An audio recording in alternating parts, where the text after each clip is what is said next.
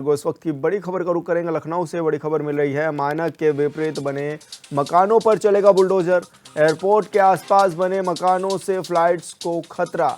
LDA VC Prathamesh Kumar ने बनाई committee और 3 सदस्य कमेटी में किए गए हैं नियुक्त। एयरपोर्ट के पास निरीक्षण, मोबाइल टावर, हाईटेंशन तार, ऊंची इमारतों पर होगा एक्शन।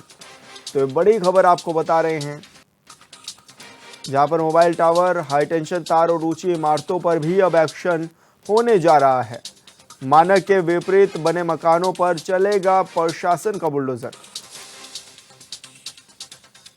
और संवाददाता राशिद आरिफ हमारे साथ जुड़ चुके हैं। राशिद, क्या कुछ मामला है और अभी किस तरह की कार्रवाई की तैयारियां भी हैं?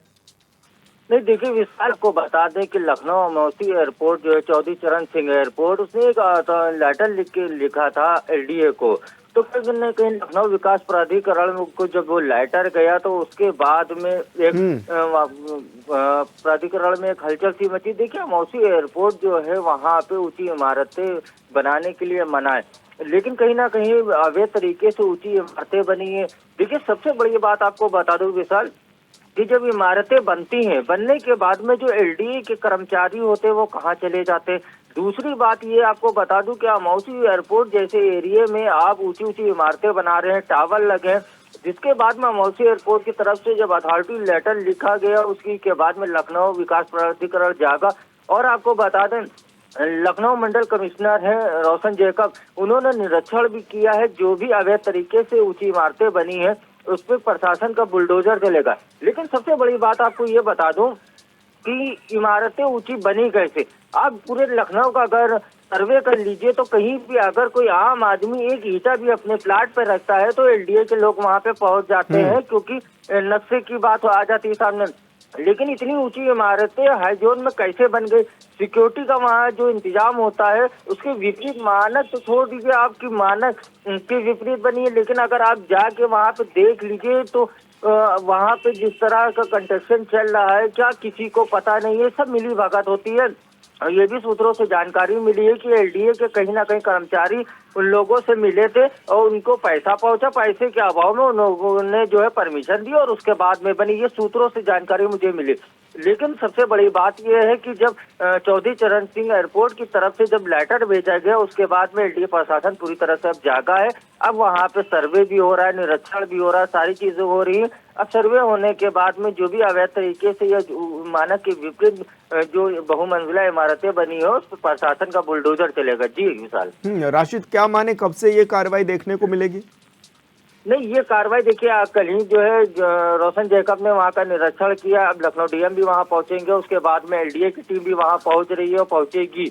उसके बाद में ये मान के चलिए कि जल्द से जल्द कार्रवाई होगी, क्योंकि एयरपोर्ट का मामला है, क्योंकि वहाँ पे जो है फ्लैटों का आवागमन होता है तो फ्लैटों को नुकसान भी हो सकता है। इसलिए ये मान के चलिए कि इसमें आपको कार्रवाई जल्दी देखने को मिलेगी। लेकिन फिर वही बात आ जाती है कि वहाँ पे अवैध निर्माण या मानकों के विपरीत किस तरह से बहुमंजिला इमारतें या टावर लगे कैसे, बने कैसे, क्या क्षेत्रीय जो पुलिस की बात कर ली जाए या लोकल अगर बात कर ली जाए एलआईयू की, लोकल एलआईयू भी रहती है, उसके बाद में कहीं ना कहीं ये एक बड़ी देखी जाती है लचर व्यवस्था है लखनऊ विकास प्राधिकरण की कि आप मौसी एयरपोर्ट जैसे एरिया में वहाँ पे आप बहुमंजिला इमारतें बना देते हैं। अथॉरिटी जब लेटर लिख के देता है उसके बाद में आप जागते हैं। तो ये विशाल मान के चलिए कि जल्दी ही आपको वहाँ पे बाबा का बुलडोजर चलते दिखाई देगा और कार्रवाई भी होगी। जी बिल्कुल राशिद, बहुत बहुत शुक्रिया आपका तमाम जानकारी साझा करने के लिए। और प्रयागराज से बड़ी खबर, यूपी लोक सेवा आयोग से जुड़ी बड़ी खबर। 3 भर्ती परीक्षाओं की तारीखों में बदलाव। यूपी पुलिस सिपाही भर्ती की पुनर्परीक्षा के चलते बदलाव किया गया है। 23 से 31 अगस्त के बीच होगी सिपाही भर्ती परीक्षा। आयोग ने टाली होम्योपैथिक चिकित्सा अधिकारी की परीक्षा। होम्योपैथिक आवासीय चिकित्सा अधिकारी परीक्षा भी टली है और 25 अगस्त को आयोजित होनी थी दोनों परीक्षाएं। अब 15 और 18 सितंबर को होगी ये परीक्षाएं।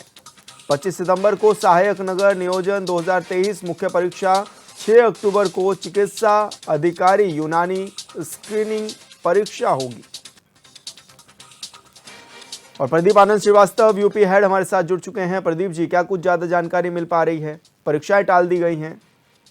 हाँ बिल्कुल, देखिए जिस तरह से निरंतर पेपर लीक का मामला उत्तर प्रदेश में छाया हुआ था, उसको लेकर अब जो है सरकार और आयोग दोनों बहुत ही सावधानी बरत के जो है जो भी परीक्षाएं उनको निर्धारित करने का उन्होंने फैसला किया और इसी क्रम में इन परीक्षाओं का जो है पुनर्संशोधन हुआ है, इनकी तारीखों में पुनर्संशोधन हुआ है। अब जो है ये जो परीक्षाएं हैं, इन परीक्षाओं को निर्धारित समय के अलावा जो नया डेट आया उस डेट पे कराया जाएगा, जिसके लिए राज्य सरकार पूरी तरह से कटिबद्ध है। योगी आदित्यनाथ ने पहले ही कहा है कि अगर पेपर लीक मामले में कोई भी अपराधी पकड़ा जाता है तो निश्चित रूप से उसको उम्र कैद की सजा होगी और भी जो तमाम एक पेशेवर अपराधी के साथ जो भी बर्ताव किया जाता है वो उत्तर प्रदेश पुलिस करेगी। इसके अलावा कोर्ट में ये अर्जी करेंगे कि फास्ट ट्रैक कोर्ट में केस चले और जल्दी उस फैसले पे निस्तारण हो।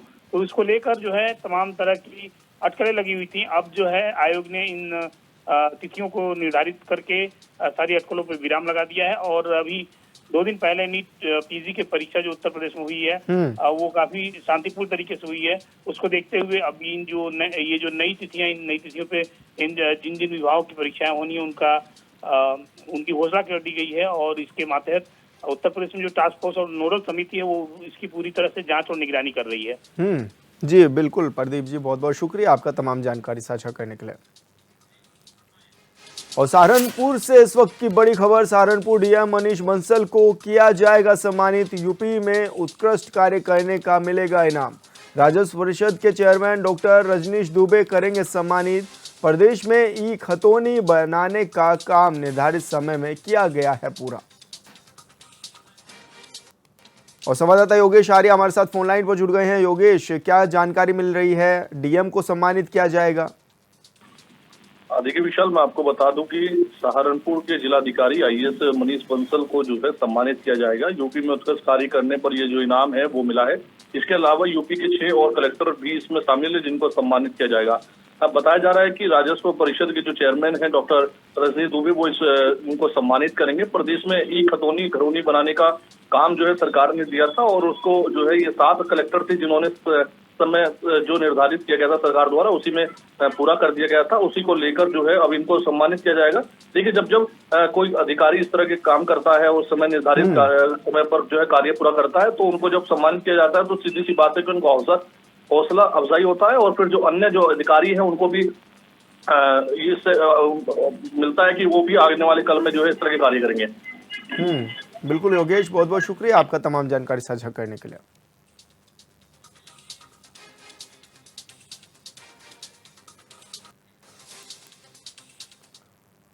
और सीधा रुख करेंगे लखनऊ का, जहां पर मुख्यमंत्री योगी आदित्यनाथ वितरित कर रहे हैं नियुक्ति पत्र और कार्यक्रम में पहुंचे हुए हैं। 1036 युवाओं को इस दौरान नियुक्ति पत्र दिए जाएंगे। यूपी के सीएम योगी आदित्यनाथ नियुक्ति पत्र वितरण करेंगे और इस दौरान एक कार्यक्रम का भी आयोजन किया गया है। इस कार्यक्रम में सीएम योगी आदित्यनाथ पहुंचे हुए हैं। नियुक्ति पत्र वितरण कार्यक्रम का आज आयोजन किया गया है और इस दौरान 1036 युवाओं को आज नियुक्ति पत्र वितरित किए जाएंगे। लखनऊ में इस दौरान एक बड़े कार्यक्रम का भी आयोजन किया गया है।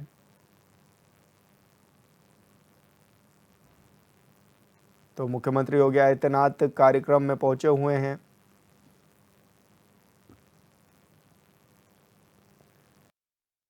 को नियुक्ति दी है, जिस आशा विश्वास के साथ ऐसे ही राज्य के किसानों, राज्य की जनता के लिए आप सब अपनी सेवाएं देने में सफल होंगे।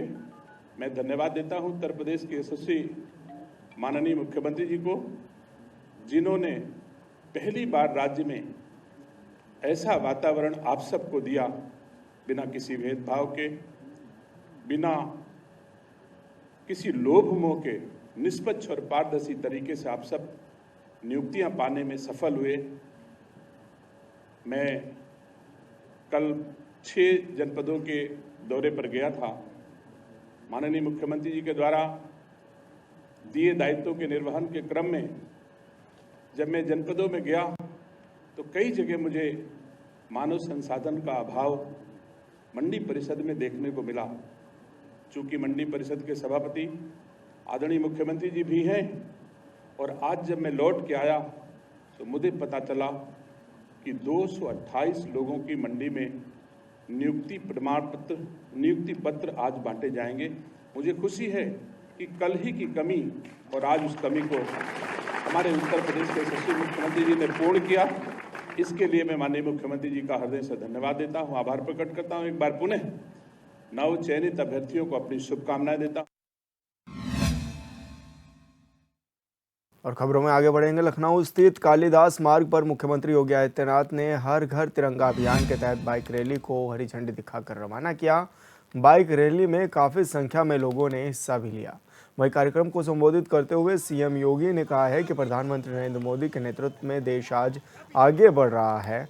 देश तीसरी अर्थव्यवस्था बनने की तरफ है। साथ ही सीएम योगी ने लोगों से ज़्यादा संख्या में घरों में तिरंगा फहराने की भी अपील की है।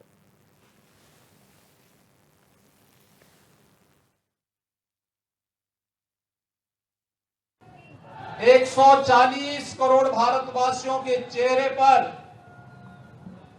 खुशहाली लाना, उन चेहरों की खुशहाली के लिए 140 करोड़ भारतवासियों को भारत की समृद्धि में प्रधानमंत्री मोदी जी के नेतृत्व में एकजुट होकर के इस अभियान का हिस्सा बनना होगा। हम लोगों ने 2 वर्ष पहले देश की आजादी के अमृत महोत्सव के आयोजन के साथ जुड़ करके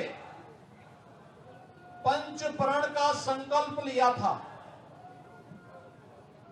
आजादी के अमृत महोत्सव वर्ष में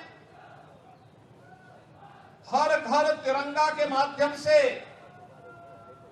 भारत के आन बान और शान के प्रतीक तिरंगा को हर घर पर लहराने का कार्य किया था।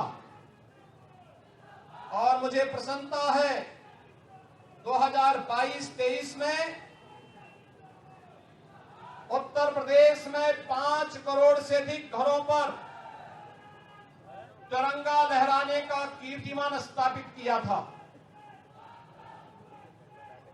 गत वर्ष भी आजादी के अमृत काल के प्रथम वर्ष में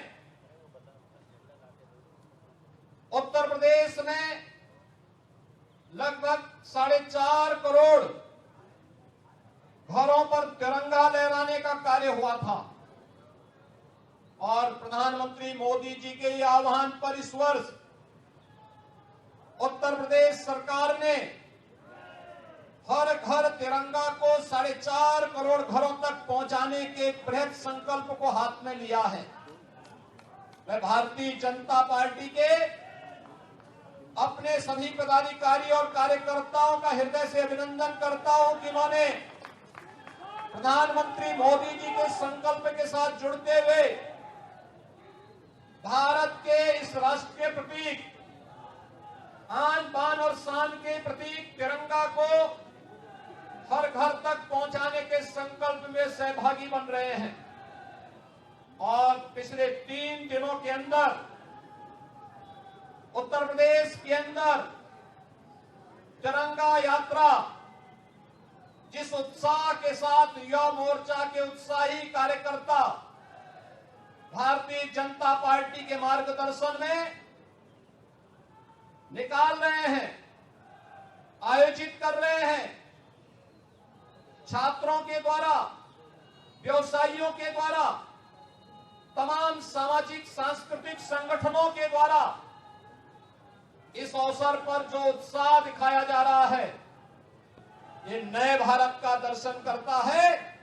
क्योंकि तिरंगा एक भारत श्रेष्ठ भारत का भी प्रतीक है और एक भारत श्रेष्ठ भारत के इस भाव को अंगीकार करते हुए आज हम सब लखनऊ महानगर की इस तिरंगा यात्रा में शामिल हो रहे हैं।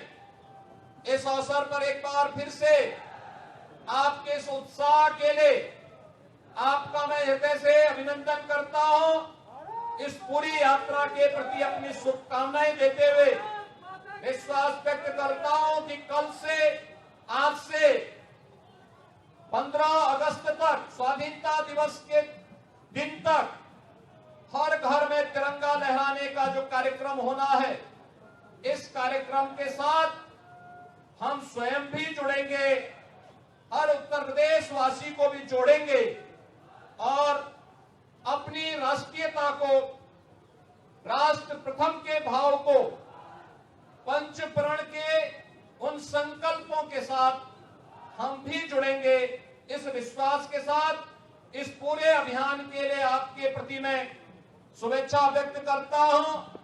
आपको आजादी के 48वें स्वाधीनता दिवस के अवसर के लिए 78वें स्वाधीनता दिवस के अग्रिम शुभकामना देते हुए आप सबके प्रति मैं अपनी शुभकामनाएं देता हूं। धन्यवाद। जय हिंद।